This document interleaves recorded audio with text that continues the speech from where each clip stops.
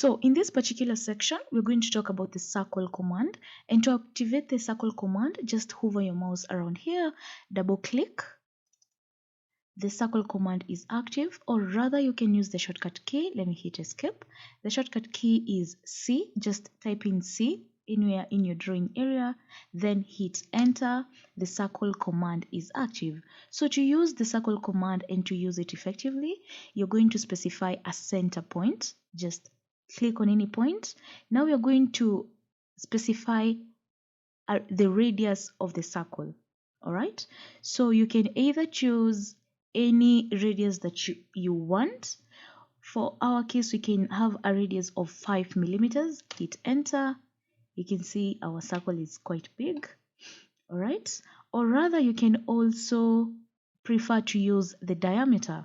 You can, let's activate the command again. Hit C, enter, specify a center point.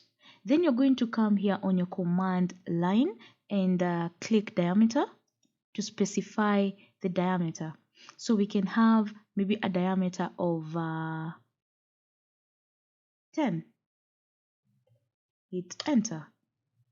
Yes, that is how we use the circle command, or rather how we draw circles in AutoCAD. See you on the next section.